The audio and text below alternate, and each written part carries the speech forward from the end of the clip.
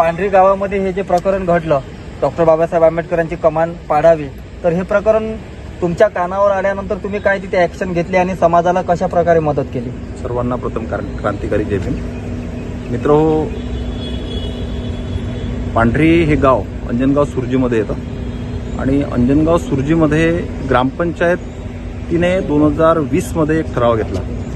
तो ठराव असा होता की डॉक्टर बाबासाहेब आंबेडकरांचं नाव त्या प्रवेशद्वाराला देण्यात यावं आणि मग प्रवेशद्वार 2020मध्ये घेतलेला ठराव, पण मात्र त्या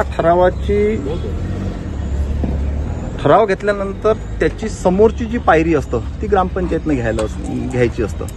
ग्रामपंचायतनं ती घेतली नाही, म्हणून पुन्हा आंबेडकरी अनुयायी 2024च्या 26 जानेवारी रोजी त्या ठिकाणी पुन्हा ग्रामपंचायतीकडे गेले आणि डॉक्टर बाबासाहेब आंबेडकरांचं प्रवेशद्वार त्या ठिकाणी निर्माण व्हावं अशी मागणी केली. पुन्हा तो 2024चा 26 जानेवारीचा ठराव झाला.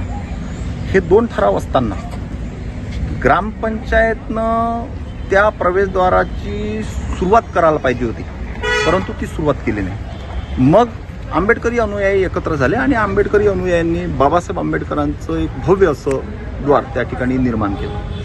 मग बाबासाहेब आंबेडकरांचं प्रवेशद्वार जसं निर्माण झालं, तेव्हा इथे आपल्याला तेव्हापासूनचा संघर्ष आहे. बाबासाहेबाच्या नावाला इथे फक्त राजकारणासाठी वापर होतो आणि राजकारणासाठी वापर होत असताना जेव्हा सामाजिक समतेचा विषय होतो, बाबासाहेबांचं जेव्हा योगदान आपण पाहतो की बहुजन समाजासाठी, मग त्यावेळेस विरोध झाला की बाबासाहेब आंबेडकरांच्या प्रवेशद्वाराला आमचा विरोध आहे, असं आंबेडकराईट विरुद्ध सर्व हे त्या ठिकाणी निर्माण झालं.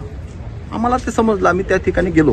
आम्ही प्रत्यक्षात या सर्वांच्या समक्ष तहसीलदाराला विचारलं, SDOला विचारलं, तिथल्या ग्रामसेवकाला विचारलं, व्हिडिओला विचारलं, BDOला विचारलं आणि त्यांच्यासमोर सगळ्यांसमोर फोन करून की 2020चा जर ठराव असेल तर तो आता तुम्हाला ग्राह्य धरून या ठिकाणी जर का त्यांनी बाबासाहेब आंबेडकरांचं प्रवेशद्वार निर्माण केलं त्याला तुम्हाला अपोज करता येणार नाही. मग त्यानंतर पुन्हा त्यांनी सेक्शन 53चा वापर केला. सेक्शन 53च्या वापरमध्ये 13 तारखेचा प्रकरण ते 14 तारखेला घेऊन आले. पोलीस प्रोटेक्शन 500 ते 700 लोकांसोबत सह आले आणि माझं एवढंच म्हणणं होतं इथल्या सगळ्या समुदायाला की त्याला विरोध करा, कारण तो इल्लिगलच आहे. सेक्शन 53चा वापर करणंच इल्लिगल आहे. जर का 2020चा ठराव असेल तर ती भूमिका ग्रामपंचायतने घ्यायला पाहिजे होती. ती भूमिका ग्रामपंचायतनं घेतली नाही, म्हणून त्यांनी ते प्रवेशद्वार बसवलं. आणि हे बसत असताना मग मी तहसीलदाराला बोललो की तुम्ही पाळता का ते प्रकरण? तर ते म्हणाले नाही, फक्त आम्ही प्रोटेक्शन देतो. मग ठाणेदाराला म्हटलं तुम्हाला अधिकार आहे का, तुम्ही पाळणार का? तर त्यांनी म्हटलं नाही, आम्ही फक्त प्रोटेक्शन देतो. एकही समोर येण्यास तयार नाही, कारण आंबेडकरी अनुयायी त्या ठिकाणी एकत्रित होते. जर का आंबेडकरी अनुयायी एकत्रित झाले तर मग कायदा व सुव्यवस्थेचा प्रश्न निर्माण होतो. म्हणून त्यासाठी त्यांनी कोणच पाळलं नाही. शेवटी 7 वाजता आंबेडकरी अनुयायाचा त्या ठिकाणी विजय झाला आणि त्या ठिकाणी 7:30 ते 8 वाजता त्या ठिकाणी सगळं प्रशासन हादरल्या गेलं आणि ते पूर्णपणे निघून गेलं. ते ज्या ठिकाणी बाबासाहेब आंबेडकरांचं प्रवेशद्वार होतं त्याच ठिकाणी ते जसंच्या तसं अजूनही आहे. मग पुन्हा त्या ठिकाणी एक कमलेश पटेल नावाचा एक RSSचा माणूस जो जातीयवादी आहे, त्यांनी तो प्रकार सुरू केला आणि तो त्याचं असं म्हणणं आहे का त्याच्या हाती बॉडी आहे. त्याच्या हाती बॉडी असल्या कारणानं तो तिथला ते ग्रामपंचायत चालवतो. ग्रामसेवक आता त्याच्या अंडरमध्ये आहे आणि अशा कंडिशनमध्ये तो ठराव पुन्हा रद्द करून 2024चा झालेला ठराव रद्द करा अशा पद्धतीची मागणी इथल्या COकडे, कलेक्टरकडे त्यांनी मागणी केली.